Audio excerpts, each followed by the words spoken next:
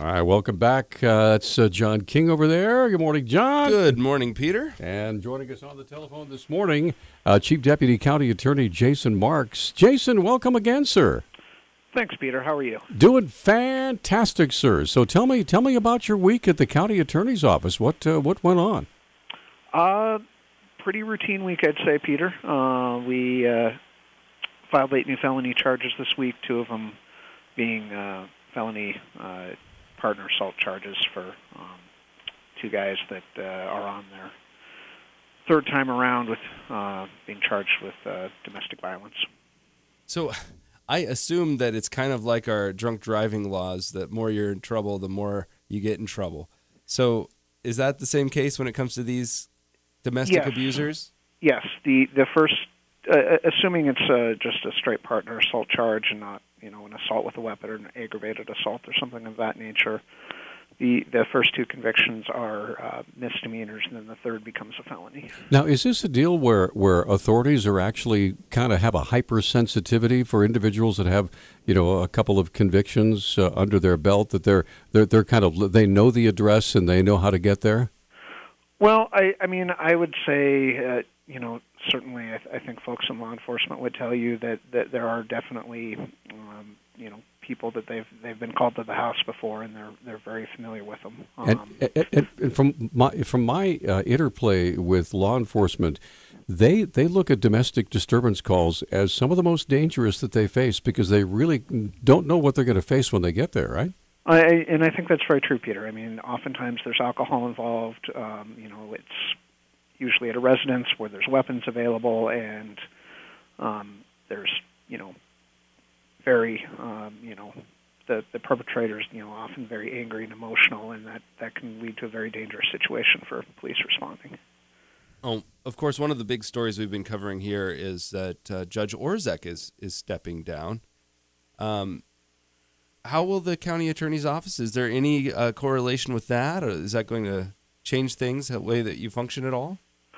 No, I don't anticipate it having any, long-term impact. I think, certainly when, a new justice of the peace takes office, there'll be an adjustment period as, they kind of learn the ropes of the office and we get familiar with them, but it won't have any broad impact on what we're doing. Now, there will be an election, right? So are you going to be running, or any of your coworkers? I don't think so, John. No, the commissioners will be appointing someone. I believe the plan is to have that completed before Judge Orzek actually leaves office, and then that position will be on the November ballot for election. Now, what I learned when I visited with Dory Brownlow, the chief counsel there for the county, is that to be a justice of the peace, you do not have to be an attorney.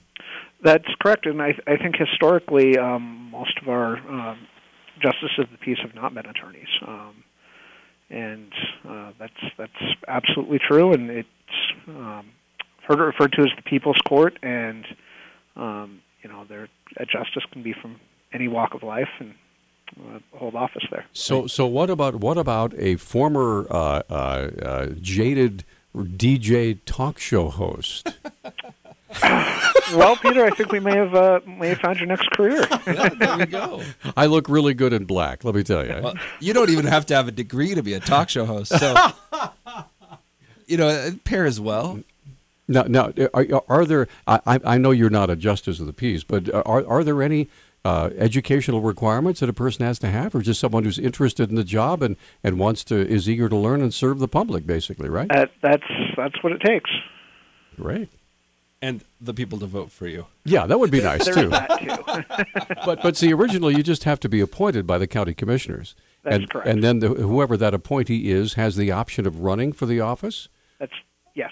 Oh, okay. So there you go. And it very well could be there'll be, I would assume the people putting in for appointment would also, want to run. Sure. And so I would anticipate a And I know we just recently had an election. I know Marie Anderson was elected, and there were others who were vying for that position. So perhaps those folks will get in line for this next one.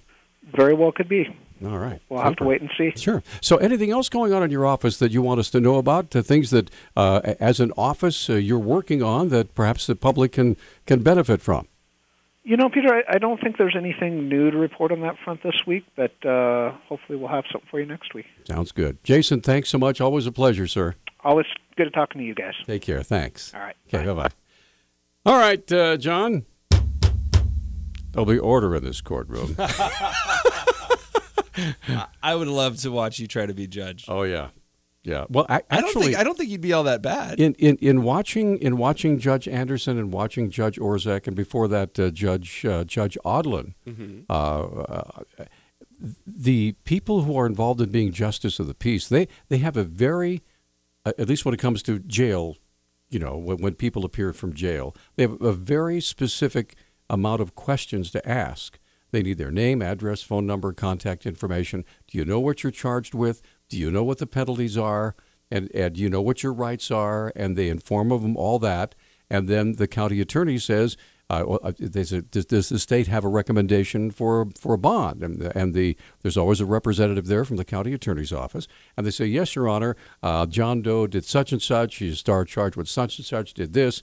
And we are asking for this amount of bail because he presents a danger to society and blah, blah, blah, that sort of thing. And then it's up to the justice of the peace to set the bail. If you remember, quite famously, when Marcus Karma made his first appearance in justice court after the garage shooting, all right, there was a substitute justice of the peace on that day, okay? And that substitute justice of the, I believe the requested bond was like $100,000 or something like that. They set the bond at $30,000 in what turned out to be one of the biggest deliberate homicide cases ever in Missoula. And so now, whenever someone is charged with deliberate homicide and they ask for a high bail, like right now, it's like $1 million. Defense attorneys will, well, hold on a second. Marcus Karma was only, and so judges will roll their eyes and say, yeah, I know, but that's in the past. $30,000 is my starting offer. So, and remember, the defendant only has to come up with 10% of whatever that bond amount is, so that they can be released on bond. And so $3,000. Sure. But if it's $1 million, it makes it a little tougher. So, the things you learn when you go to justice court. So pretty much they just have to make that one gut decision on how much to set bail. And the rest of their job is to just get the data. But they also do weddings, and they also do. I mean, the day I interviewed Judge Orzech about her retirement, just immediately before that, she conducted a wedding, and it was great. Well, does she stand there and say anything? Or yeah, you're married. She has her own. She created her own set of vows. Uh-huh. They're not religious, but they're very moving and very, very, wonderful, very sweet. And so the couple is there and the families are there. And it's one of the things she said she really enjoys the most about the job. She sets that against some of the heinous crimes she has to visit with, and so it kind of balances out. So there you go. Anyway, so if you'd like to hear the interview with Judge Orzech, it's on our website. So.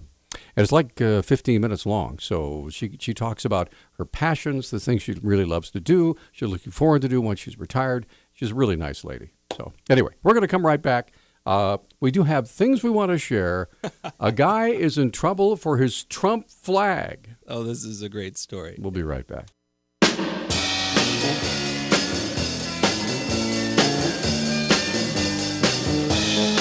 Oh, reliving my past right there. Yeah, my little rock and roll band played that song. Anyway, welcome back to Talk Back, brought to you this morning by Kootenai Creek Village, the maintenance-free active adult community in Stevensville, the best of Western Montana living. Also brought to you by Bulls Eyewear. They offer some of the lowest prices in town on contact lenses. See Lynette, 2910 South Reserve, and Transport Equipment, your headquarters for RV service, maintenance, and repair on Inspiration Drive. Okay. So there we go. So I have a couple things that I want to share before we get to the flag story. Okay. Kind of stick with Montana. Gotcha. A little bit of odd news kind of a day today. And I also wanted to tell everyone it is open phones. Yes. 721-1290. So the first thing, apparently the tires up north of here just don't seem to be able to not catch fire. Well, what do you do with fire with tires? You got to dump them somewhere. I mean, they won't take them. As far as I don't know if they take them at the dump or not. I have no idea. But why do they keep catching on fire? So in 2001, this pile of tires, massive. It was actually a place called the Tire Depot where they took used tires. and it caught fire and was blazing and pumping up smoke into the atmosphere for days, like 2 or 3 days. And in fact, it's my understanding that the teams from Libby, they were doing some of the trying to get rid of the asbestos and the poison there. And they had to use some of those trucks to come and fight another poison, which was this pile of rubber spewing into the atmosphere. They had to bring the bulldozers in and literally cover them over with dirt and smother the fires. So, well, it's the son of tire fire, because today we got a call. That's right. Tell us the story. Jeff Smith, my buddy Jeff Smith. You want to play it? Just play it. Yeah. All right. Please stand by. Well, while he's looking for that, I'll tell you this other story. So over in Butte, a little girl was out playing in her backyard and apparently found something squishy. Said the ground was a little squishy. Right. Anyway, she ran back into Dad. Dad and the team came out and looked at it. Apparently there was an 8-foot hole, 8-foot deep hole. Wow. Not 8 foot wide, 8 foot deep. Right underneath the swing set. Wow. And it wasn't just a hole. Like there was... it was actually like a pit, like a miner's pit. There was like framework built into the hole. Gold! Oh, wait, there's gold! more. Okay. Not the kind of gold you want to find. Okay. All right. They found a pipe coming out of the hole. Okay. To the best of what they can guess, it was originally a mine shaft that turned nothing up. So instead of letting a good hole go to waste, local business was using it to pump sewage from into the hole. Oh, yuck. This is long before the EPA, I imagine. Yeah. Daddy, it's a squishy hole and it's stinky. Yeah, apparently county crews excavated and found a 6-foot wide hole, 6 foot wide, 8 foot deep, with timber supports and pipes protruding from the side. Lovely. County Reclamation Manager Tom Malloy says a miner probably dug the pit as a stake claim, but there was no sign that it ever became a mine. Malloy says the pipe was probably used to drain sewage into the pit from a saloon that was once nearby. Wow. What fun. Okay, well, I've got the audio here. This is my buddy Jeff Smith up at Kerr Radio in Polson, and he called me with this story. Well, Peter, you may remember in September 2001, there was a large fire at a tire recycling center called the Tire Depot along Highway 93 between Polson and Pablo. Back then, the EPA, Environmental Protection Agency, happened to be doing some cleanup work in Libby, that asbestos and vermiculite mine. Well, thankfully, they were able to use bulldozers, dirt, and clay to extinguish that fire, but it took several days to put that fire out. We may have that same scenario again. Fire was reported at this location 5:43 this morning, sending thick black smoke into the Mission Valley skies. And the good news is it doesn't look like any structures are threatened by this. It's just a pile of tires, but as you know, tires can throw a lot of smoke up into the air.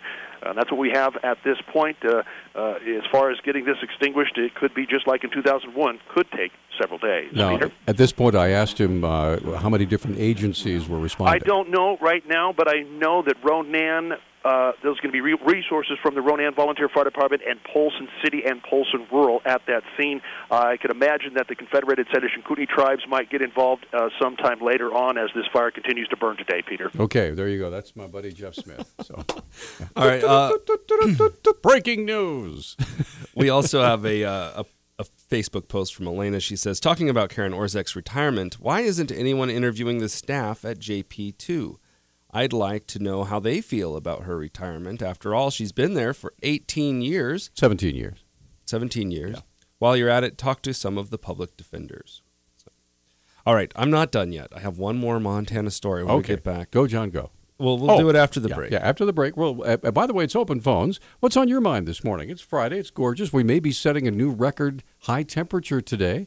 Are you concerned about global warming? If it gets up to 82 degrees today, that'll break a record. My friend is driving by the fire. I'm going to ask him to take a picture. All right, we'll be right back.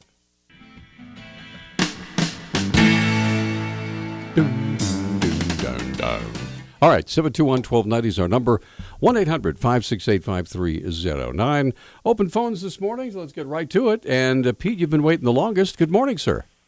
Good morning.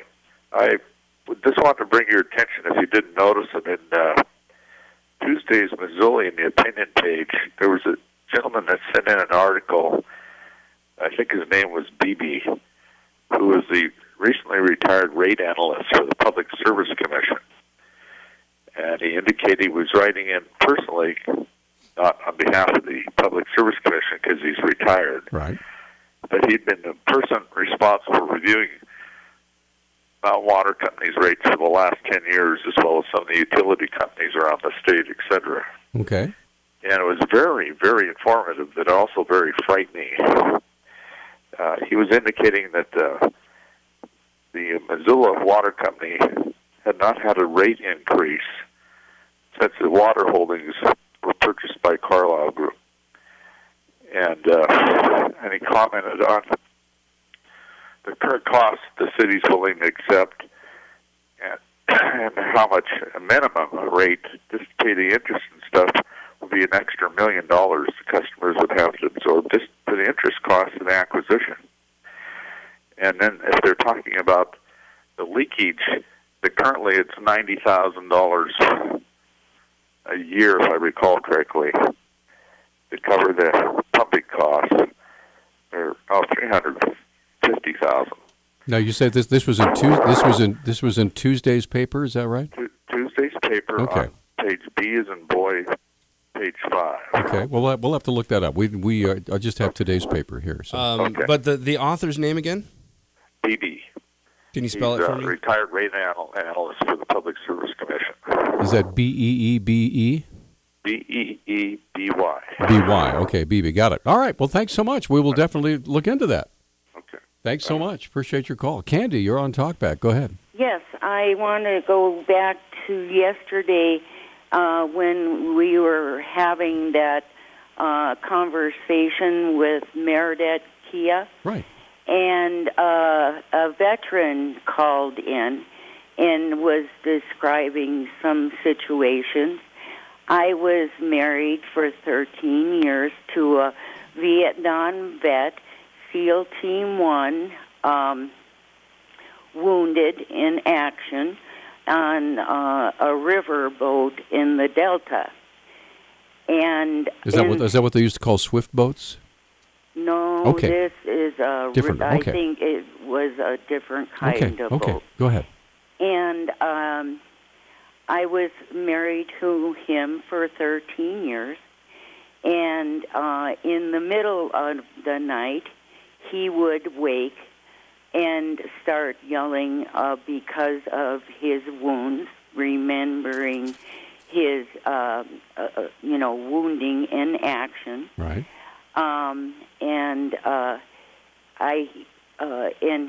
The conversation was about whether women and children should be targets. And from what I gathered, and also you couldn't wake him up by shaking him or touching him. He had to be woken up so he wouldn't go into a shock event. Sure. For a while, and so he suffered from PTSD pretty badly. Yes, yeah. He didn't find out till years later. Right. But I know he told me that at certain times they would have children coming into the compound, and the children would get acquainted, and then one time. Not just one time, but one time in the acquaintance, the child would come in, a boy of 8 or 12, and blow themselves up in the compound. Right. So I was very upset with the treatment of that veteran because you don't know what kind of memories he has or what he's seen. And I feel until the time that John and you pick up a gun to defend this country, these vets needed to be treated with more respect than was shown yesterday. Okay. Thank you. Thanks, Candy. Appreciate your call. 721-1290 is our number. Should we get Tyler on? Yeah, let me just say something real quick. Okay. 'Cause I was directly involved in that conversation. Okay. I could respect the vet for his service, and I even agreed with him on the position that if a young child or a woman, for that matter, is targeting you with a weapon and trying to kill you, you should definitely fight back. But I still don't think it's policy-wise a good idea to start targeting women and children as the country of the United States. Just think it's ethically wrong. That's where my disagreement was. It wasn't over his service. It wasn't over that particular experience, which I agreed with him on. I would fire back myself if that was the case. Sure. Okay, let's get Tyler on. Tyler, you're on Talkback. Go ahead, sir. Top of the morning to you, gentlemen. What's up? Well, I think that this conversation needs some clarification. Okay. So I thought I'd call in to clarify. All right. Carpet bombing. Okay? Talked about in the campaign. A lot of Americans just don't really understand.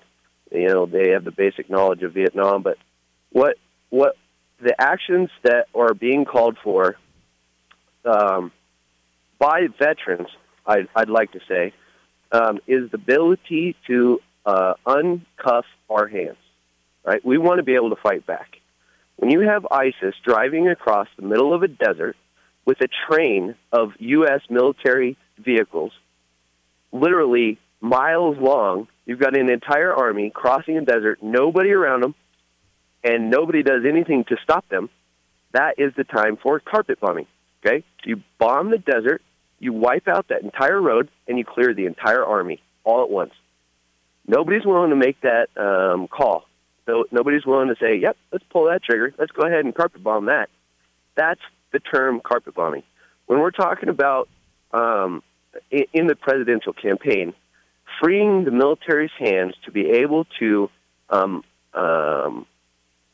fight back against women and children who are either being used as a shield, like Osama bin Laden hid behind his wife, right? Rob O'Neill, they could not kill the wife because she was unarmed, so they wounded the wife and killed Osama bin Laden. They should have killed the wife and killed Osama bin Laden all at one shot, taken the whole compound, killed everybody in there, because everybody in there is guilty of hiding him, right? That's what they're talking about. They're not talking about finding Osama bin Laden's wife at the store and killing her, even though she's unarmed and not anywhere near Osama bin Laden. That's what they're talking about as far as taking out the family members of the people that are hiding these terrorists. And they're doing it here in the United States. These people are, they've got a house, they'll have a house, and they'll have 20 people in the house. 2 of them will be a terrorist. Everybody else is just a family member. And they're all there to cover for them, get them whatever supplies they need.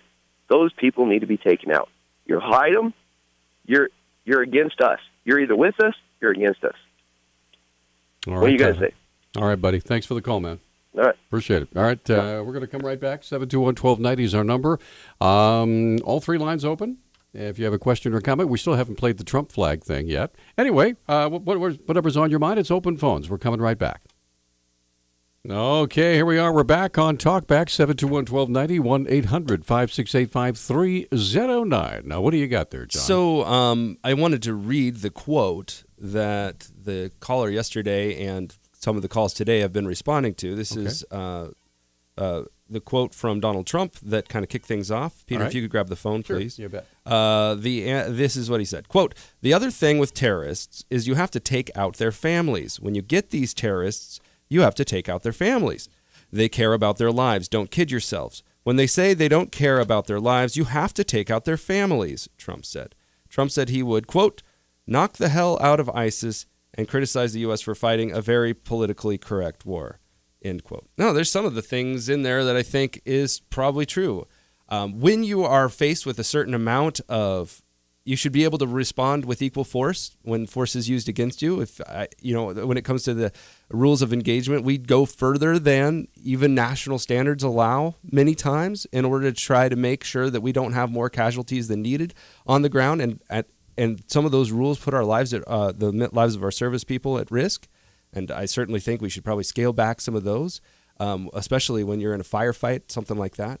But it sounds like to me, when you read what Trump's saying here, he says, when you have their families, I'm sorry, I'll read it one more time. When you get these terrorists, you already have them. You're trying to get information out of them at this point. Okay. Then you have to take out their families. They care about their lives. don't kid yourselves. When they say they don't care about their lives, you have to take out their family. So if you get someone who won't give you information because they don't care about their life, then you have to go take out their family. Sorry. I can't be behind that. Okay. Let's should we go to the phones? All right, this is Dave. Dave, you're on Talkback. Go ahead. Yes, I agree with you. I mean, what is killing the kids of the family, of the terrorists going to help in the whole situation? And as far as carpet bombing goes, I have no problem with carpet bombing out in the desert, but I do have a problem with carpet bombing cities and killing all people in the cities.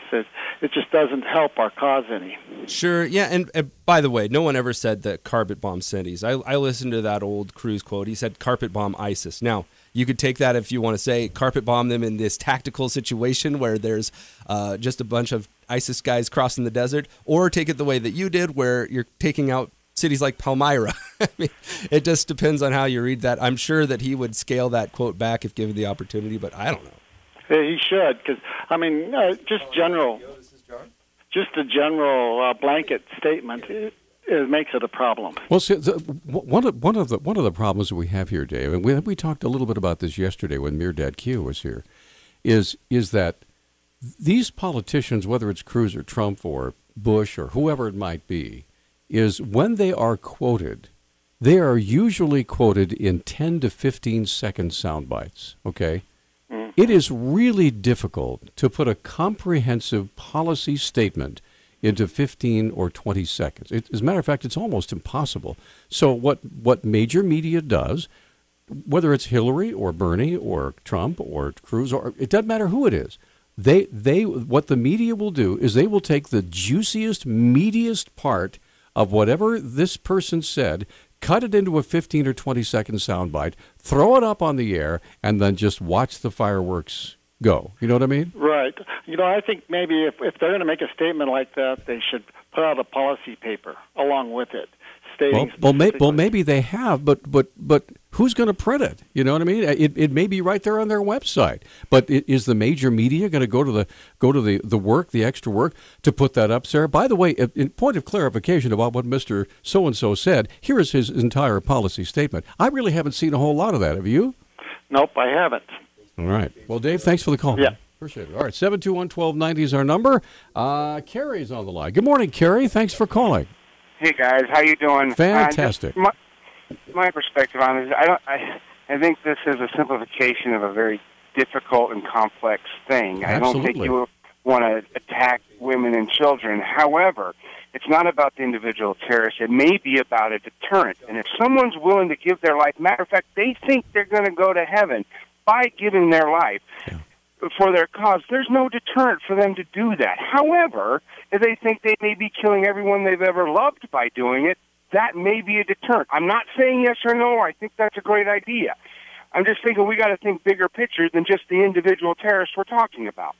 And also, I think there's other grays to this black and white topic that's being talked about. Yeah. I don't think you should ever attack women or target women and children. But you know what the enemy does a lot? They hold their munitions and their headquarters in hospitals. Yeah, at the basement of a hospital. Or they put it underneath orphanages. Right. And if we really want to win this war, we need to destroy those places. And there's going to be damages to that. And what we have to say is we're not the one using women and kids as human shields. They are. Yeah. They're the ones that killed those people, not us. All right, Kerry. It's not black and white. It's not good versus evil. There's a lot more to it, and we need to be smart. Hey, Kerry, real quick, thanks just for the call. Can we hold him 5 seconds? Go, just one step back. You said that you were not saying yes or no to targeting the families of a terrorist, the children, and you mentioned women and children in this case. Why not just say no? I mean, why even consider it? Oh, because what I'm saying is it's a bigger issue. If we could find out that it is a deterrent, what is a deterrent, John, to someone who thinks they're getting glory for eternity for killing themselves? What would it be a deterrent to that person? How do we stop that? So what if you became the only deterrent to do that? I don't know the answers to this. I'm not telling you. I don't know the answers to it. But we got to find some kind of deterrent, or this is going to continue. just because there isn't an easy deterrent. I mean, there's a great deterrent for those people, kill them. But when it comes to their extended family and their children, I just don't see. I don't see how anybody can cross that line so easily, or even have a question about that. I'm not saying it's easy, but maybe you save more lives in the future. Do you think dropping an atomic bomb in Japan actually saved lives? Well, Harry Truman sure did. Yeah. Compared to having personally, to do yes, an I think it invasion. probably did. Yeah. Yes. So maybe you have to wipe out a few families and villages to tell the rest, hey, that's what's going to happen if you keep doing this. I don't know the answer. Yeah. Carrie, you made a great point. Thanks for the call. Appreciate it. We're up against a break. Vicki and Elena, and we have a line open. Well, not for long. 721-1290 is our number, 1-800-568-5309. Okay, we'll be right back. Stay with us.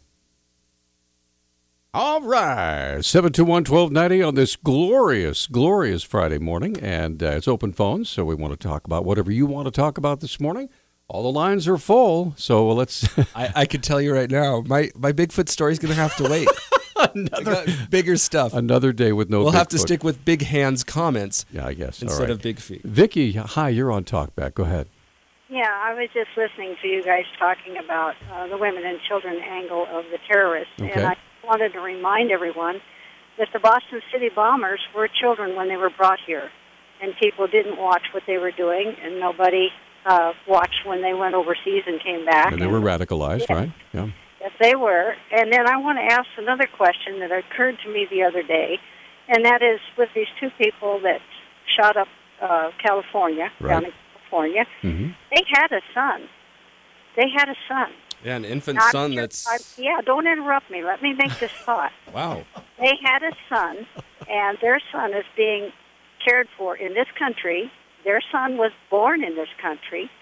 And has anyone even thought about the fact that in 35 years, this young man will be eligible to run for president of this country? And I think we all need to start to wake up in this country instead of asking people to prove that they want to kill us. I think we need to ask them to prove they don't want to kill us. How do you do that, Vicki? You do that by not allowing everyone in here unwatched. And I know everybody's going to say, oh, well, that's sad and that's terrible and this and that. Well, I think having people get shot up and blown up because we're too ignorant to know that they already said they want to kill us, and to not be more selective and to make fun of Donald Trump for actually telling the truth, I think I'm sick of it, and a lot of people are sick of it. Okay, Vicki, thanks. You're welcome. Thanks for the call. 721-1290. Okay. You want to comment now, John? My chance is gone. You hung up on her. Let's get I'd Elena. like to hear the truth that he spoke, but I haven't heard it yet. Let's get Elena on the line. Hi, Elena. What's up? Good morning. Hi. Well, something funny. Okay. I like preparing things, but I've been sending some links to John about these Islam centers in Montana. Okay. And here's one. It's www.butte,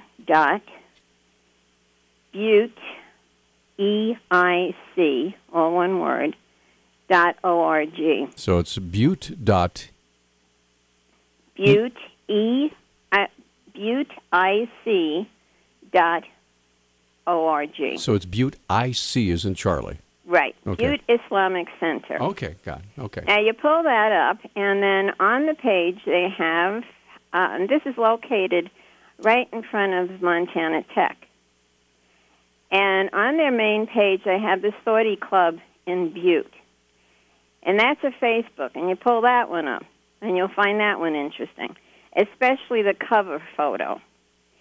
Now, there was an article in an Idaho newspaper. I have that link. I can't find it right now, but I will send it to John. It was about how certain universities are losing tuition funding, but these foreign students, they get megabucks for them, especially the ones that come in from Saudi Arabia. And they usually locate their mosques or centers by universities. These kids don't speak English well. They don't do well in school. And as a matter of fact, there was a big thing in Idaho about how they were caught cheating. And lo and behold, I did a search, and Saudi students caught cheating at Montana Tech. And it was a story that you guys did back in June. Isn't that funny? Yeah. Pieces of the puzzle always fit together. All right, but Elena. I'll send you that article, John, and they're here. All They're right. infiltrating. It's an invasion. All right, Elena. Thanks. Thank you. Bye. Thanks for the call. Rob, you're on Talkback. Hi, go ahead. Well, good morning. I have a little bit of input on this targeting of civilians on the battlefield. Okay. When I was over in the in OIF-1, when we invaded Iraq the second time, we were out in the middle of the desert waiting to attack our next objective, and we had a van coming down the road towards one of our Bradleys waving a white flag. And the guys with a set of binos looked out and saw that it had women and children in it, so they waved the vehicle forward. When we got up next to one of the armored vehicles on the line, it blew up, killing all the kids and the women in the vehicle. Now, those women knew that there was a bomb in that vehicle. They could have stopped and got out at any time they wanted to, but they didn't. And they killed 4 service members, destroyed the vehicle, and got a good hit in on us that day. So women on the battlefield, they're just as much combatant as anybody else. Kids can be, you never know until they get up close, and then it's too darn late. So what needs to happen is the civilians back home need to get their nose out of the business and let the people that are the professionals that do the work, that are out there fighting every day for you and me, make the decisions. Quit debating it back home and causing problems for everybody that serves overseas. Because you think you're helping, but you're not. All right, Rob. Thanks for the call. And by the way, thanks for your service, too. Yep. All right, you take care. We're up against a break. 1 minute timeout. Jeannie's standing by. We have 2 lines open. By the way, the military has made a decision on targeting women and children. We don't do that. Okay, we'll be right back.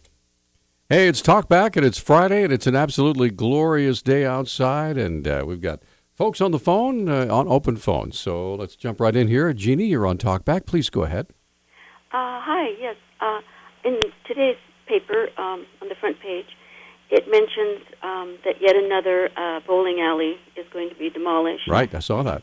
And, you know, as I've mentioned, I grew up here, and I just wanted to, you know, point out that our bowling alleys are disappearing, and it's just another sign of the times.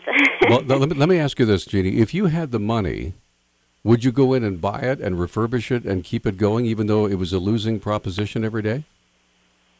I don't know about that. You know, there's a lot of things I'd like to throw money at to keep going, but I'm just pointing out that this is happening, and it's too bad. Sure. Well, yeah.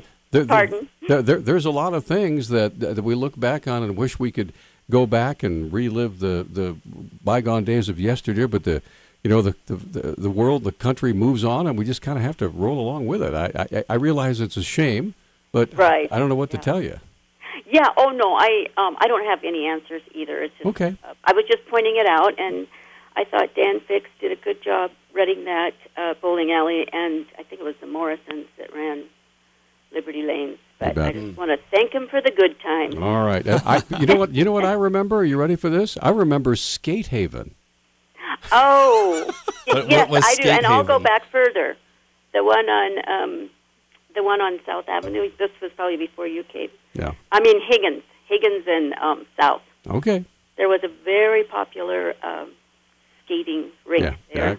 I hear you. All right. Thanks for the call. Anyway, thank you. Take care. Have a great weekend. All right, Harry, you're on Talkback. Thanks for holding, sir. Go ahead. Yeah, good morning. I on this targeting civilian stuff, I have to agree with John. I mean, the thing is that, guess what? Sometimes to do the right thing is dangerous, and it's hard. But that's why. But you still do it because it's the right thing.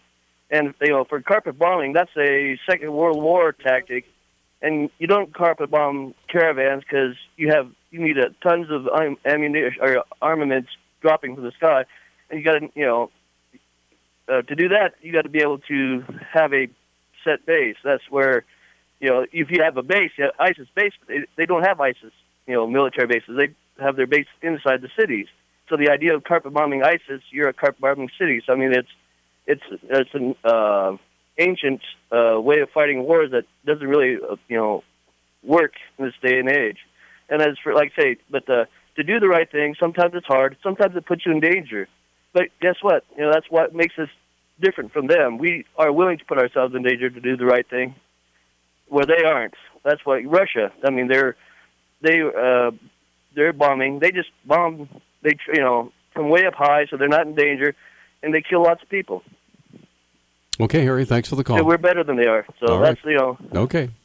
Thanks for the call. Let's get Marilyn on. Hi, Marilyn. You're on Talkback. Go ahead. Good morning. So for all these liberals that are so determined to protect the children of terrorists, we've got terrorists right here in our country murdering innocent children by the thousands every day. Hillary stepped in it this last Sunday morning and actually called the unborn child in the womb an unborn child and a person. Right. And so... Hey, Marilyn, did you notice that she got in trouble by one of the Planned Parenthood activists yeah. for calling the baby a child? Oh, yeah. Yeah. So these people are hell-bent, liberals. It's perfectly okay with them to destroy these little children, tear them apart in the womb by the thousands every day, and they don't have any problem with that. And I get really sick and tired every time I hear Obama or any of them talk about how much they're for the children. It's just disgusting to me.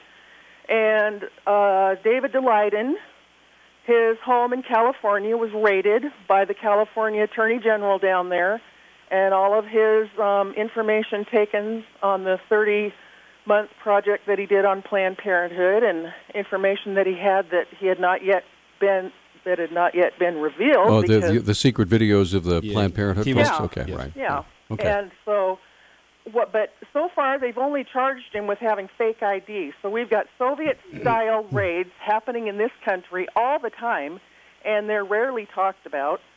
And people need to wake up. And also back to the ISIS thing, I heard they're in South America, recruiting in Argentina, Venezuela, all the countries down there. And people are signing up left and right. So, hello. All right, Marilyn. Yep. Thanks for the call. Jim, you're on Talkback. Hi. We have 2 minutes. Jim. Oh, good morning. Jim, we have 2 minutes quickly. Go. I just wanted to bring up some information that I've been reading about Ted Cruz. I'm a 20-year vet, been out 20 years, and I'm a little disappointed. I like what he says, but he's not a natural-born citizen, and his wife works for Goldman Sachs, who helped the 2008 crash. So for me, I can't vote for him.